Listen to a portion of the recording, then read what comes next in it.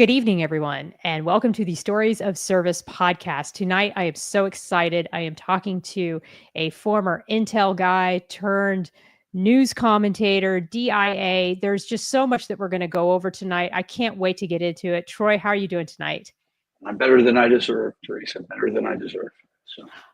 Well, it is such an honor to talk to you. And before we get started, as I always say, welcome to the Stories of Service podcast, ordinary people who do extraordinary work. I'm the host of Stories of Service podcast. We are now in episode 210 after 4.5 years of being on the air. And what I love so much about your career is the diversity of assignments that you've had and the ways in which your career just went from combat deployments to Army Corps of Engineers, to the U.S. Mint, to Intel officer, and now even in the political world. So I really can't wait to get started. And before we do get started, as I always do, here is an introduction from my father, Charlie Pickard. From the moment we're born and lock eyes with our parents, we are inspiring others. By showing up as a vessel of service, we not only help others, we help ourselves. Welcome to S.O.S, Stories of Service, hosted by Teresa Carpenter, hear from ordinary people from all walks of life who have transformed their communities by performing extraordinary work. And before we get started, I could not waste this opportunity to talk about somebody special who is near and dear to your heart. And he is actually the unexplained aerial phenomena whistleblower. So a very well-known gentleman. And you can pronounce his name better than I can. So go ahead, pronounce his name. Luis Elizondo, and good friend, and you're going to get him on your show. He's already confirmed that he will come on. Your audience will get to hear him. So. I can't wait to talk to him because, of course, I was the public affairs officer on USS Nimitz when the TikTok event happened, and people at a certain command afterwards thought I was crazy when I was talking about these issues, and those people know who they are and they remember. So it'll be an amazing opportunity to talk to him. But here's a little bit about what he said about working with you. Really one of those guys who you'll never hear talk about his, in detail about his former exploits, but he is truly an American hero. I had the honor and privilege of working within the same organization as him. He was legendary back then, and he's legendary now.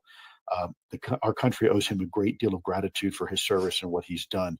So I just want to say that because, Troy's kind of a humble guy and he won't ever tell you himself, but coming from a guy who's actually been there, done that, and seen the stuff he's done and his sacrifices for our nation, he's owed a great deal of credit. Brother, I love you. And I'm so proud to be your friend. So, well, feelings very mutual, Troy. Well, I appreciate it, Lou. And best wishes, sir. You got it, guys. Go get some sleep. Go get some sleep. Go get some sleep, man. I'm going to. I need to say, can you see this face? I need some sleep. I know, you're like, God, you texted me at 2:30 in the morning, like, I made it home. I'm like, geez, it's only about 4 hours. I know. I'm sniffing. I'm getting over COVID. I feel terrible. I've been sick. Really. Love it. Love it. Love it. Great man. Great dude. Yeah. I can't wait to talk to him. Well, I got to read his book first and then we'll talk. But Troy Carico is a highly decorated, service-connected, disabled U.S. Army officer and combat veteran who has continued his mission of service beyond the battlefield. As a political and military commentator for 1819 News Alabama and founder of the Alabama VeterannatioN, Troy is leading the charge to engage and activate Alabama's veteran community to influence meaningful political and social change. Today, he's going to share his insights from his distinguished military and civilian career, including key leadership roles with the U.S. Army Corps of Engineers, the U.S. Mint, and as an intelligence officer for the Defense Intelligence Agency. And today, we're also going to talk about his time with the elite Iraqi Survey Group and how those experiences has shaped his work in veteran advocacy and national security. Welcome again. Thank you. Honored to be here. Well, first off, I always ask every guest, where were you born and raised, and what led to you initially joining the United States Army? I was born and bred in Dayton, Ohio, a little farming area outside of Dayton, Ohio. And as a child, I would remember standing out and watching F-4 Phantoms come and go at Wright-Patterson Air Force Base, home of Strategic Air Command at the time in the early 70s. And that's all I ever wanted to do, was to be a fighter jock like my friend Cinco, who you had on before. And 13, I found out my eyes were no good, and I had a retired 06 from the Air Force optometrist who was now a civilian say, "Son, you ain't going to be able to fly." He goes, "You can either be a navigator, or you could jump out of an airplane, be an airborne ranger." And I said, that's what I ended up doing. So I ended up growing up, I was an Eagle Scout. I went through Explorers, received a lot of scholarships through scouting. Scouting, without a doubt, shaped my very being and my success as a young officer, and my ascension was very, very important, being a scout and helping. Go on, I enlist, and I go through infantry basic training and advanced training at Fort Benning, Georgia at the time. It's 11 Bravo.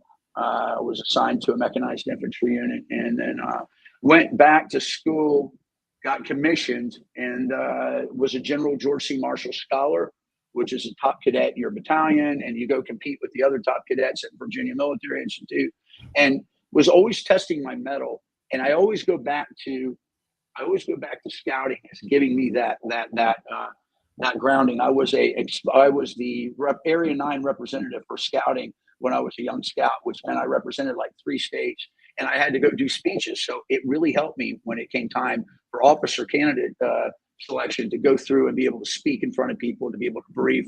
And it was very humble. It was very, very humble growing into it. Went to law school for a year, wanted to be an international lawyer at the University of Dayton. I have a professor there visiting who says to me, Mr. Carico, he knew I was in the reserves at the time. He's like, what are you doing here? And he said, you're a very bright young man, and I know you're in the military.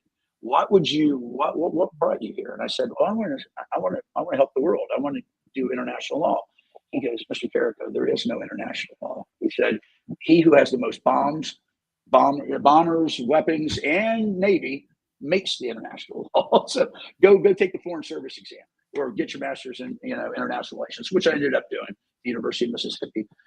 Airborne school, Air Assault school, Pathfinder school, Ranger school, expert infantry badge, combat infantry. I checked the boxes. You've done everything. Like, you've done everything you could do in the Army that was challenging, it sounds like. It was.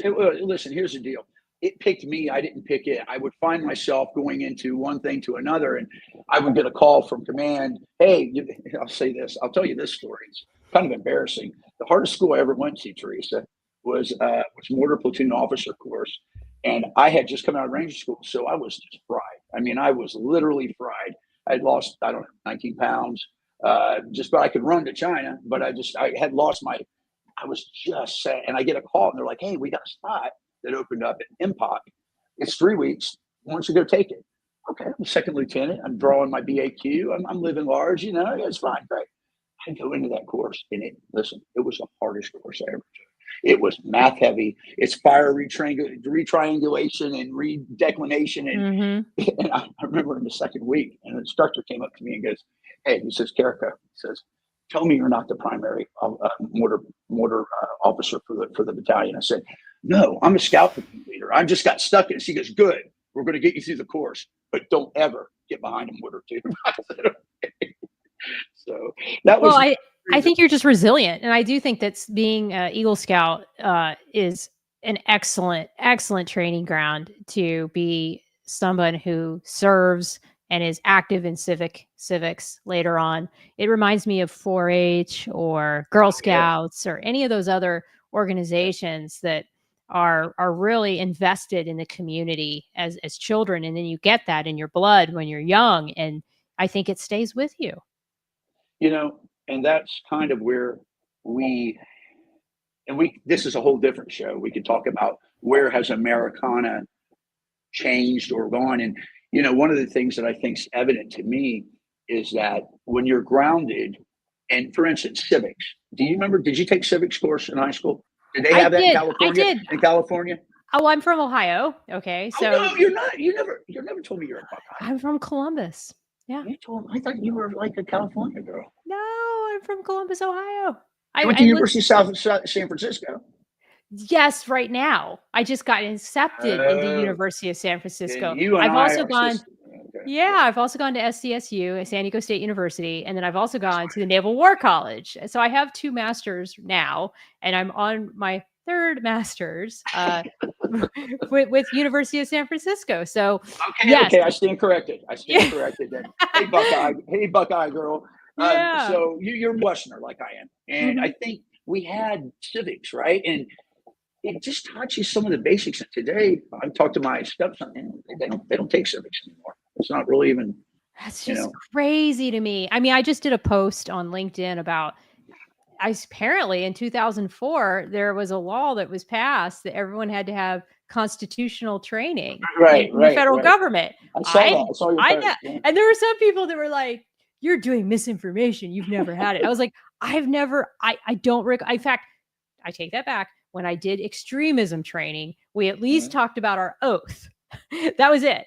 I mean, that was the only part of the Constitution that I remember having training on. But I do know that people who understand the Constitution, or people who are minded in civics, are more likely to be involved in their community. They're more likely to do things within the community.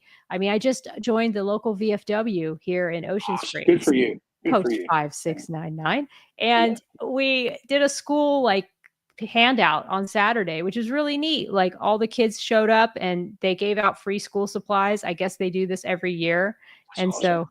So it's wonderful to have these organizations with people who are coming together on behalf of the community. But enough about that. So back to the Army. So you now are a military officer. You are, what path are you on now? I'm infantry. I'm infantry. I'm straight infantry.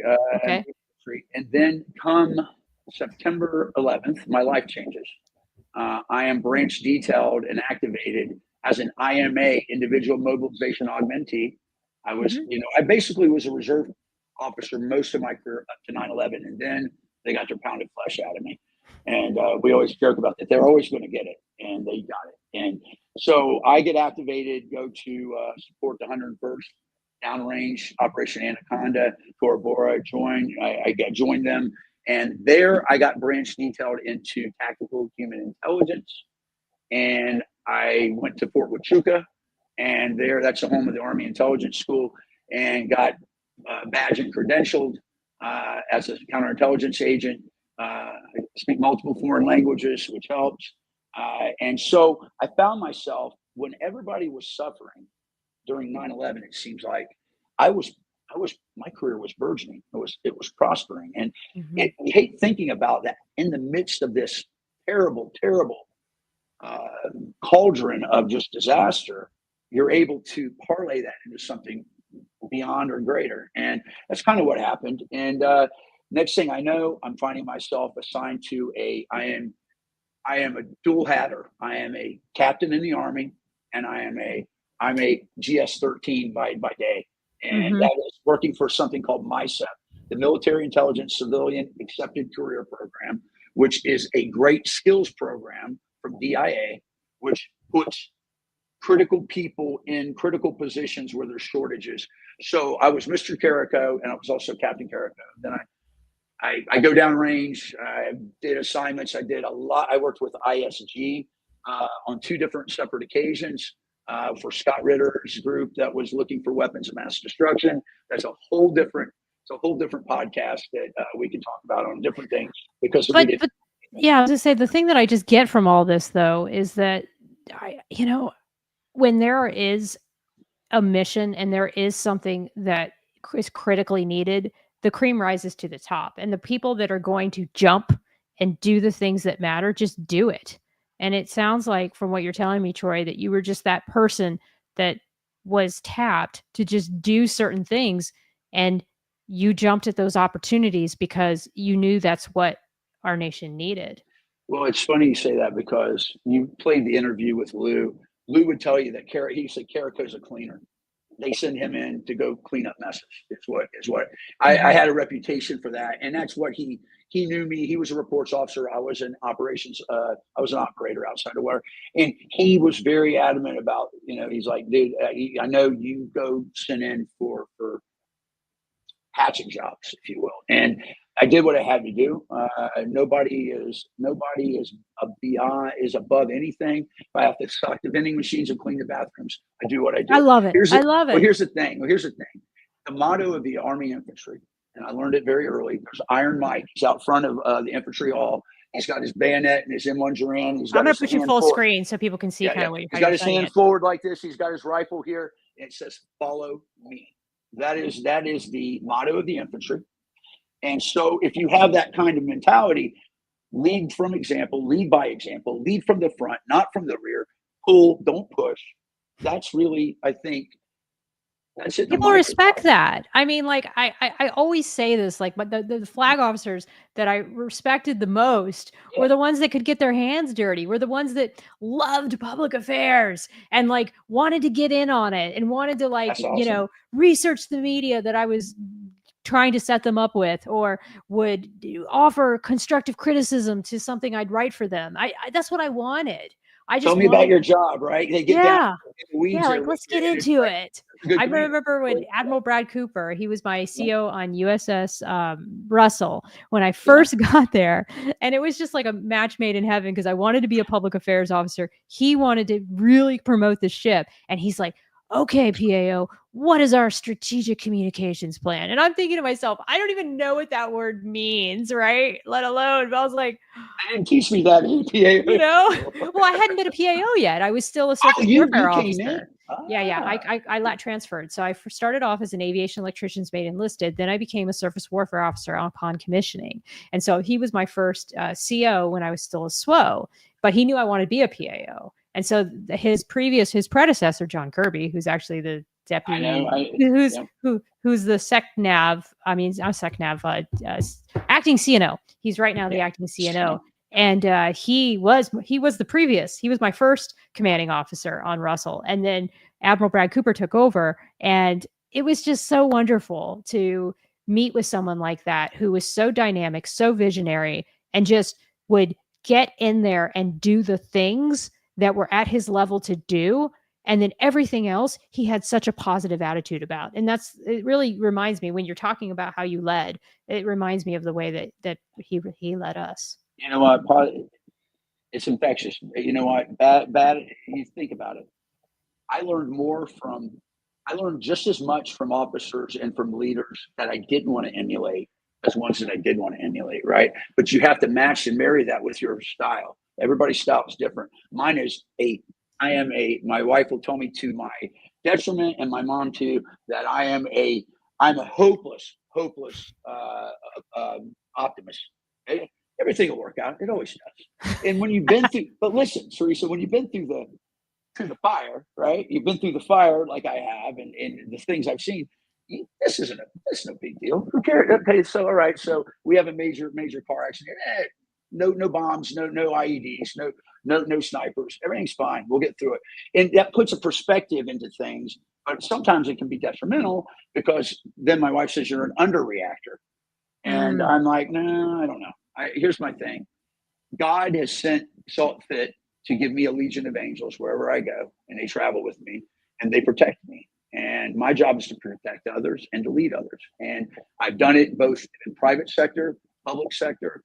The bottom line is this: I would go through hell in a gasoline suit for my people that are under me, and that usually is reciprocated by your people when they see that and they believe that's genuine.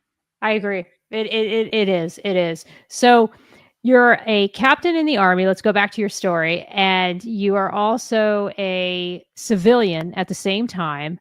And tell me a little bit about that tour and what you were doing. Well, so I would suit up as Mr. Carico or go down range as Captain Carico.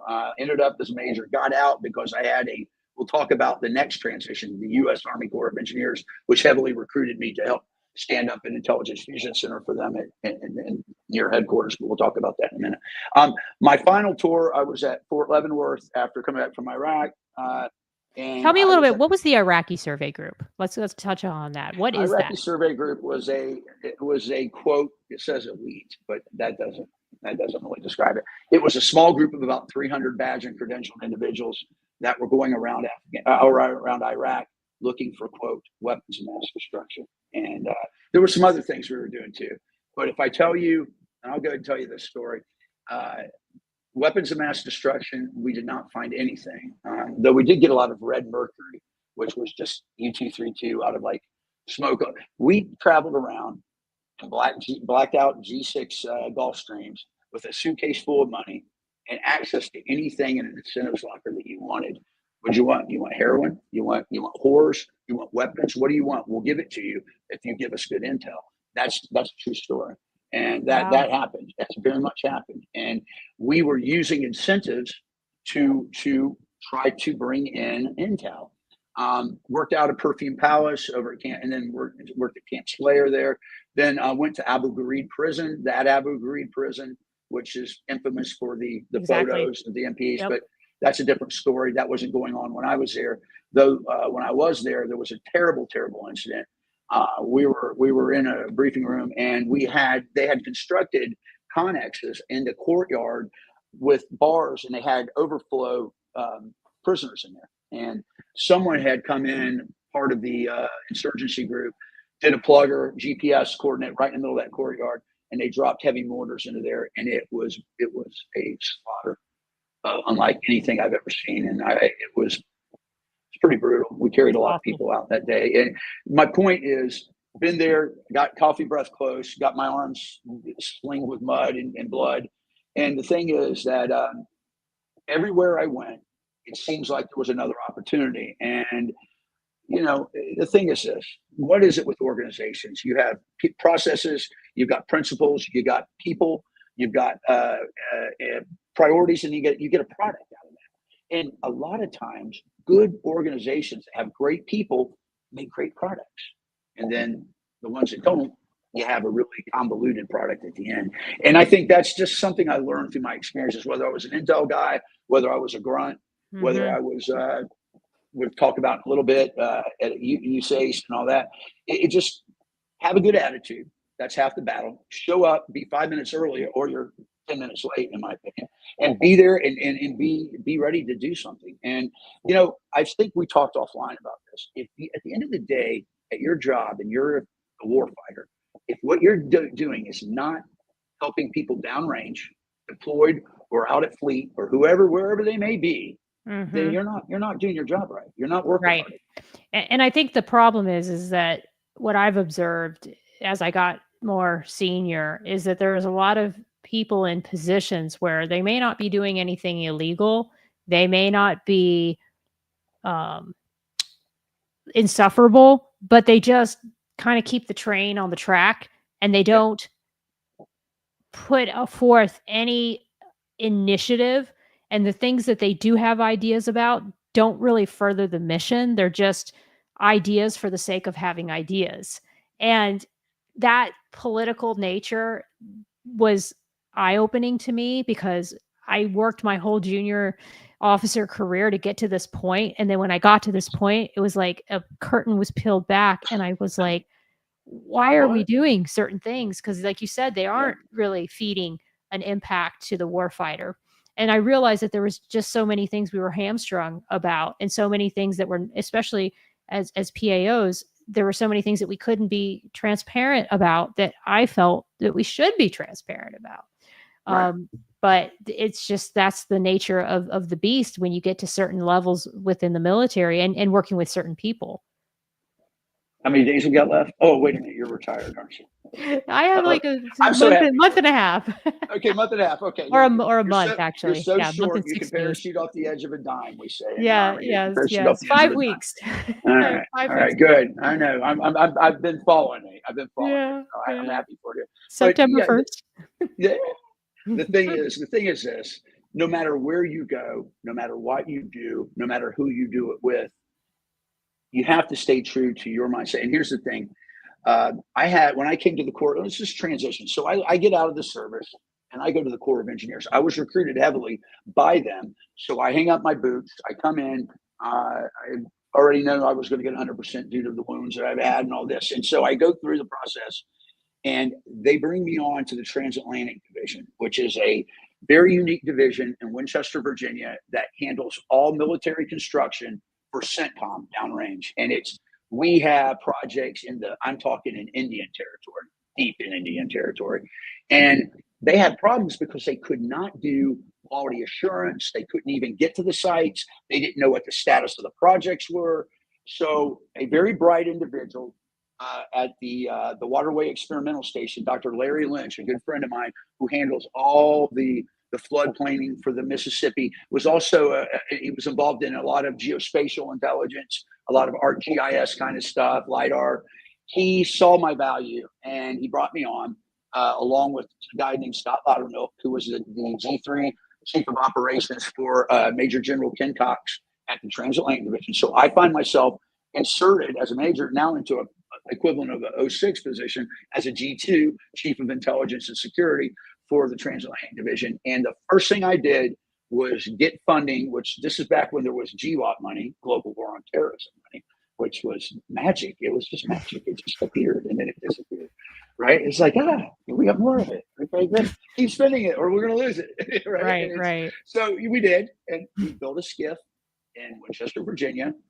And here's what I found out. This was an epiphany in my career.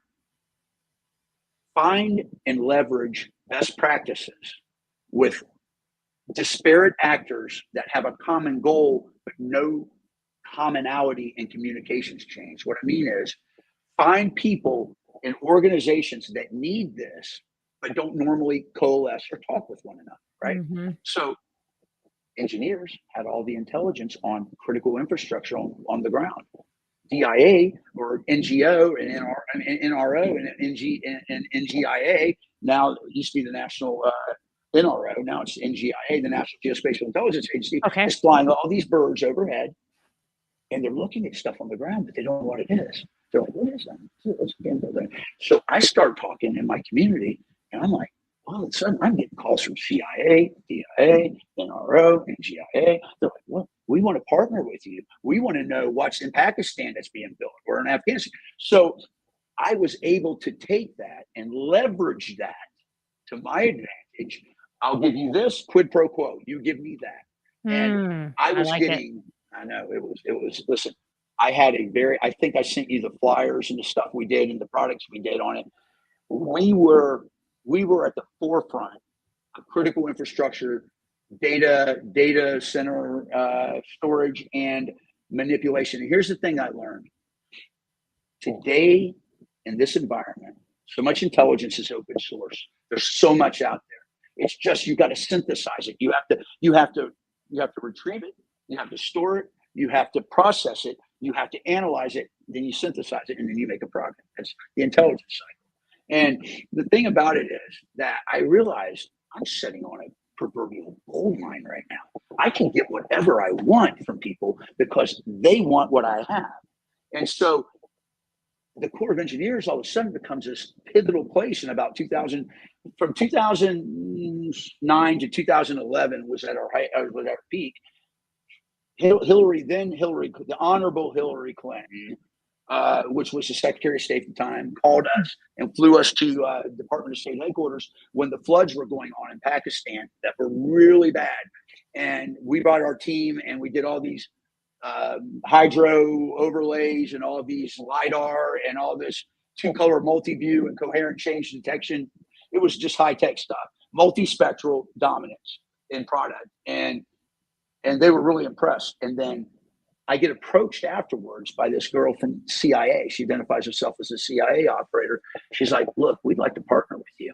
And I had to I had to walk a tightrope because, like I said, PAOs don't want to be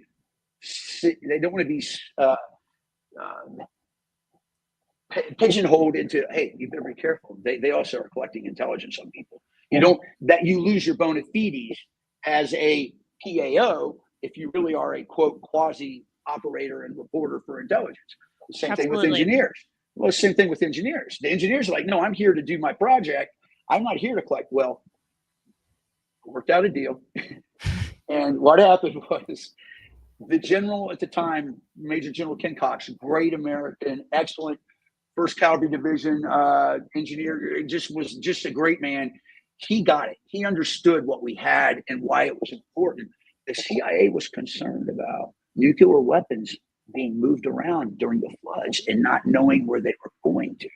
So what they did is they approached us, and this has been declassified, thank God, because it was pretty class. We had Jersey barriers, those big concrete pieces that you see in front of buildings, right? Well, you use that also to direct traffic, right? You can direct traffic to using them. They hollowed some of these out and they put sniffers in there, electronic sniffers that could detect any motion of any nuclear product going by it. So they would put them outside the bases where we knew there were nuclear weapons.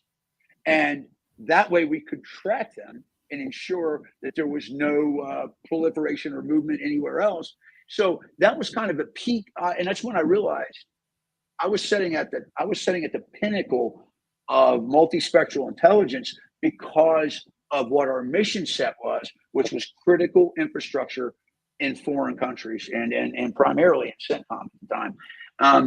So yeah, it was a wild ride, and it was like the ride at Disney, Mr. Toad's Wild Ride. We had a great time, and we got off the ride, and then I went on to the United States Mint, where there I was tasked as the deputy CIO, and I was responsible for all of the critical infrastructure for the West Point Mint location, Fort Knox, Philadelphia, and Denver.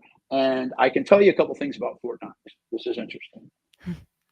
My perception of what it was versus what it was.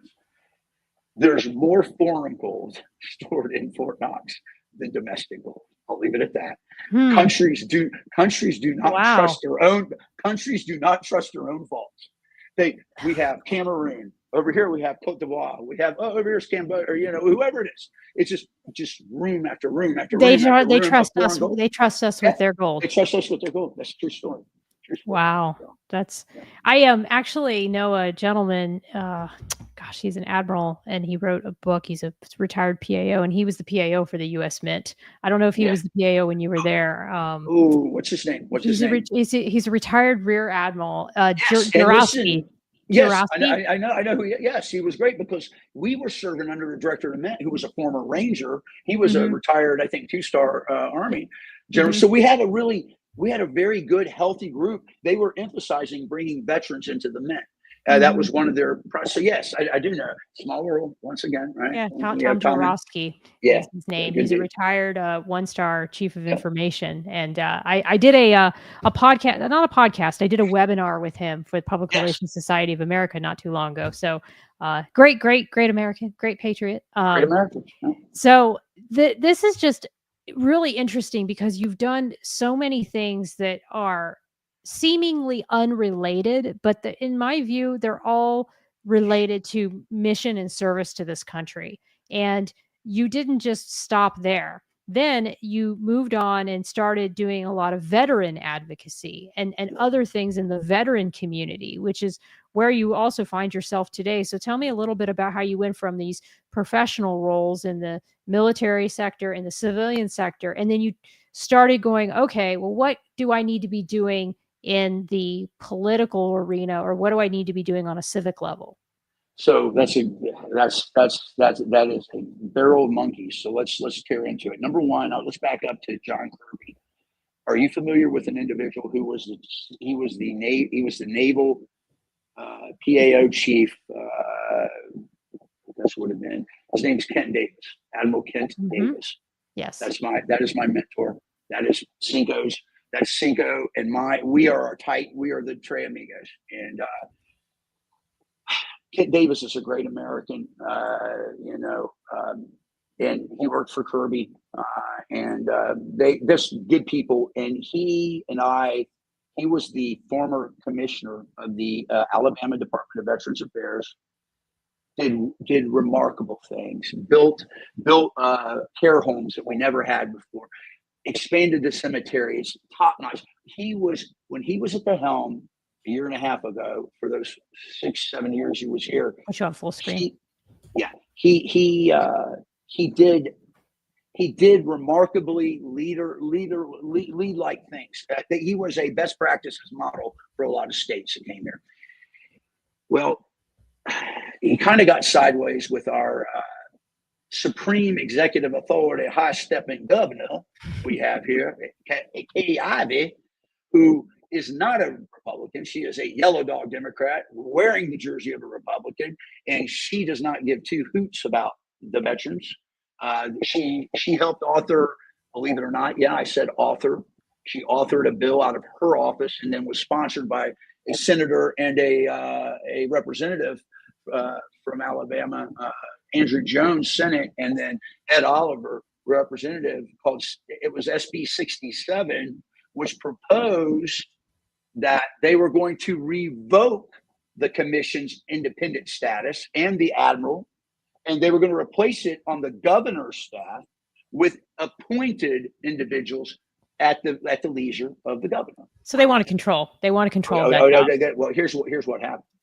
So the reason we got to this, Kent Davis is his biggest probably championing is on suicide, on veteran suicide. It's pretty bad. Alabama ranks amongst the bottom for opioid addiction and for suicide. And I think West Virginia is the only state ahead of us. We don't want that honor. But at any rate, that's where we found ourselves. And they got $7 million. The Alabama Department of Veterans Affairs got $7 million from the ARPA, the American Recovery Project Act, for suicide prevention. He did not have a contract vehicle that he could use, so he trusted the Department of Mental Health, who is very close with the governor's office, gave them the $7 million, and that $7 million went missing. It was used in some other form or fashion, not for veterans suicide prevention. Wow. He was able to scrape up some money, finish some contracts, but he filed an ethics complaint. And now he has a federal lawsuit, which is going to be heard here any day now. I think she's got 2 weeks to respond to it. It's in federal court down here in the middle court of Alabama, and he's going to prevail. I mark my words, he will prevail because the facts are damning against the governor. But I watched a system fail so thoroughly, so callously, to destroy the power of the veteran voice here. So what I did is I came up with a concept, and it's still in its formation stages, but it's Alabama VeterannatioN. And the idea is this: what is wrong with, we have 444,000 veterans. That's just veterans in the state of Alabama that identify as veterans. We probably have a slew of some that aren't even. Yeah, they don't even identify. Not even, they served 3 years. So I'm not a veteran. Yeah, you are. You're a veteran. Okay? You serve. Right. You got skin in the game. So we're trying to draw that cadre. We have probably close to 500,000 people. And here's something interesting for you. For every veteran vote that's cast, the U.S. Elections Commission says, Federal Elections Commission says, for every vote cast by a veteran, 1.75 votes follow from family and friends. That's a powerful block of voting. Think about that. That's 1.5 million now in the state of 5 million. And so the problem is we have been disjointed. We have been fragmented. We have been parochial. We have groups here. We have groups over here. We have to coalesce them together to be a strong voice in 2026. And that's what we're working on. The Admiral will be running for office soon. I'm not at liberty to tell you what office he's running for, but he will be. And he is going to be an advocate and continue to be an advocate for the veterans of Alabama. And the concept of Veteran Nation, as I designed it, is that it's exportable to Mississippi, to Ohio, to Indiana. It's a grassroots plan to bring fellow veterans into the fold and activate them for critical junctures when we need votes and we need activity. I love it. That's kind of what we're working on. Now we got a lot of sponsors, and it's we're not there yet, but we're coming very soon. You'll see more on it soon. So. Well, I can tell you that it is so important for veterans to have a voice in politics. And I do believe, unlike some of my other friends on active duty, that that military members, even active duty, off duty, can be involved in political activity. Okay. And there are ways for them to have a voice in politics and be a concerned citizen and stand up for issues, and not evoke the uniform. And that was something that I was always very careful about. You know, I'm still on active duty now, talking on this podcast in my off-duty capacity, of course, but I never wore the uniform. I never disrespected senior officers. I just knew there were ways to do this and speak up and speak out and not lose my job, not get fired, because I believe that this is the way we should be. If we see something, we say something. And we do it in a way that's polite. We do it in a way that explains the facts of the issue. And people are free to disagree with us. people disagree with me all the time on my LinkedIn. I'm okay with that. In fact, I want them to disagree with me. I don't want to be around a bunch of sycophants and be in an echo chamber of my own doing with everyone who agrees with everything I say. How boring of a life would that be if we all live that way? Some people like that. Some people like I know some people they with a speak lot of that. ego like that. Right. Not me. I want someone to challenge me, and I want them to call me out, and I want to be able to call them out and be better. Well, you hit a point there. You talk about this is the way it should be. Openness, transparency, accountability. These are think about, and I know the Navy, I don't know what they are, but I'm certain they're very similar to the Army's core value system. We have a core value system. It's leadership, duty, responsibility, selfless service, honor, and personal courage. Those are our guidons, right? And you have those two. And honor, courage, and commitment. Yep. There you go. So, but are we? So I'm going to give you, this is one of my favorite stories. My wife is cringing right now when she hears this. So when I was with the Rangers, I had this great commander, and he said a lot of things. But the one thing that stuck with me is this: gentlemen, if we have a dog food factory and we make dog food, then by God, we better be feeding it to our dogs. Because if we're not, then we're not doing it right. If we are making dog food and don't give it to our dogs, then unsatisfactory for us. And I try to always live that motto: is practice what you preach, do what you say, but walk the talk, right, and do it. But eat the dog food, man. You got to eat the dog food. I say it, and my wife's like, "Can you use a different analogy than dog food?" No, but it's true. It's absolutely true. And thank God there's people like you who step up and get involved and be a part of some of these events. Because I will tell you, especially the in-person stuff, like I think I saw that you did a press conference a few months back. And I love that. The rally. I love that because there are so few people that are willing to do that. You realize when you go to these things, you're like, wow, there needs to be more people here. And there just really does. Sometimes isn't. And then you're like, wow, if not us, then who? If not now, when? If not this, what? If not us, whom? And the thing is, who was right there? Cinco, Colonel DeMeo, your former interviewee, one of my, that's a guy I'd go through hell in a gasoline chute for too. He's just a great human being and a great American and a great warrior that's been wronged. But we get ready to launch a story on 1819 News. Oh, I can't wait. That's going to call into question a lot of things, and I have a feeling it's going to be a home run. But back to that, and there's Admiral Davis right there. And the thing is, leaders have to lead. Leaders must lead. And the thing is, I think we find ourselves in today's society even more disjointed and more disconnected, despite all of technology, all the great things that, as his deputy CIO, I was pushing through this. Man, there's a digital divide sometimes. I call it the digital divide. You have the analog valley, you've got the digital divide. Absolutely. And the thing is, I just see that being the case. And the thing is, we have skin in the game, and that's what makes it for us. It's very much not just an option or an opportunity for us. It's our responsibility. It's our duty to keep talking and doing things. And that's really what I agree. And I mean, I look at it like I worked my whole life to be financially independent in retirement. And so once this moment hit, well, now it's game on for the things that I need to step up and talk about. And I'll tell you that it's been a crazy ride, even these last 4 years, having the podcast and seeing the different causes and issues that have come my way and figuring out which ones I'm really going to promote or try to make some sort of a dent on, and then learning the whole social media game, because doing it at this level is different than doing it as a PAO. Doing it as a PAO is very scripted. It goes through a million different people.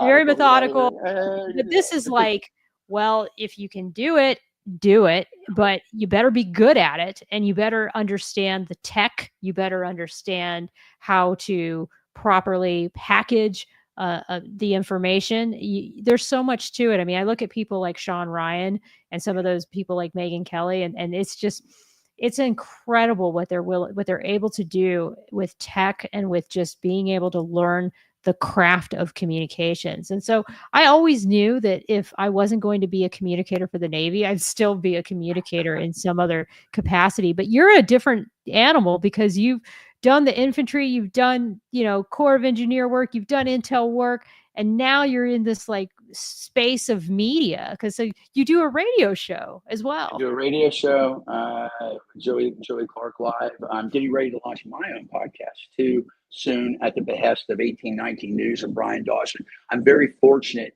and very blessed to be backed by 1819 News, which is a very conservative Alabama organization that puts family principles nationally. It just checks all the boxes of what I believe in. So very blessed in that regard. And I'm a regular contributor on 1819 News. You can find my work at Carico Troy. Share the screen. At Carico Troy on Twitter. I am on LinkedIn.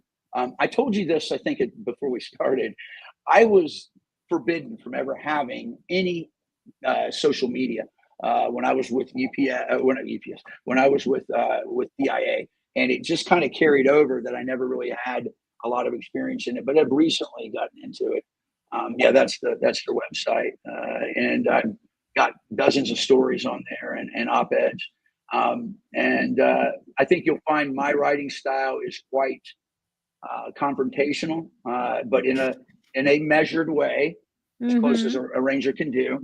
I got dummy sticks, as we say, cross rifles. We call them dummy sticks in the Army. I'm not. I'm strong like bull, dumb like ox. So the thing is, my writing has a little bit of. I had to learn a little bit, but I think I try to speak truthfully and heartfelt in ways, because if not us, then who? And the thing is, you can get a steady diatribe of just mediocre, just flavors, vanilla, nothing. How many times do you read something that motivates you passionately or emotionally? And the thing is, I try to appeal on people.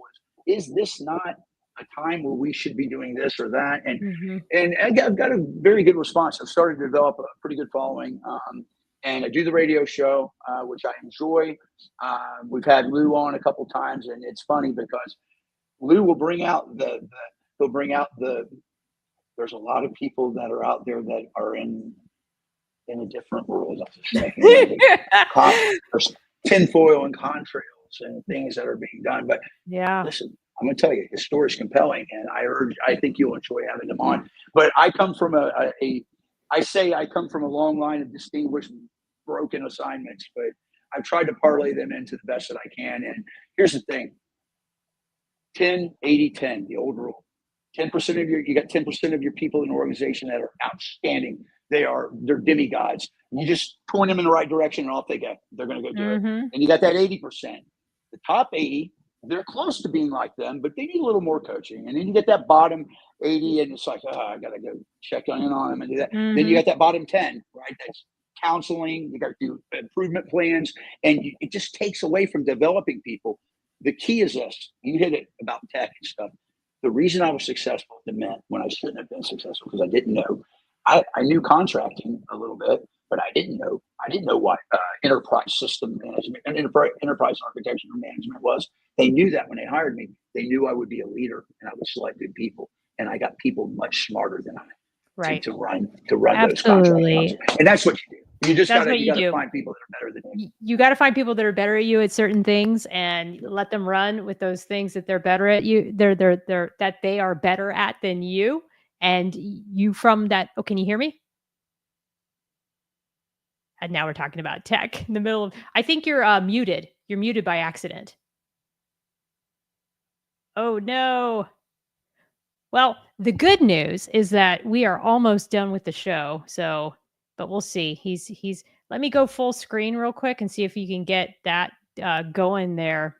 But sometimes we have technical issues when we do these live shows, and this is just what we have to do. But I'm just loving this conversation with Troy. Okay. Oh, there he is. I can hear you now. There you're back. No, I hear you. I think they died. No, I hear you. I hear you. You good now? No. Can you hear me? No. Oh, you can't hear me. Darn it. All right. Sorry. Well, we can. I didn't touch anything. I can hear him. and I think the audience can hear him too. So, well, folks, I will go full screen just for a moment, and thank you so much for your patience. Can you hear me? Get through I can hear you. Can you hear me? It just died out again. It went. Oh, We're done. I think it's over. yeah. Damn. Here, can we? Okay. All right. All right. Yep. Try that. No. Try now. Okay. Can you hear me? I can hear you. Can you hear me? No, I don't know. Sorry. You can't hear me. All right. Well, hey, I'm going to go full screen and close out the call. But I wanted to, as I always do, thank everyone for joining tonight. I know sometimes we'll have these unexpected issues, but I believe it's so important for you guys to see these shows. They died, I think. And to see exactly what I'm hearing and to watch the show that I'm recording. Because in an age of media saturation and media spin, sometimes you aren't going to see the whole show. And I think it's important for transparency and for truth that we show you guys the entire episode. So with that, I want to thank all of you for joining the Stories of Service podcast. Please take care of yourselves, take care of each other, and enjoy the rest of your evening. Bye-bye now.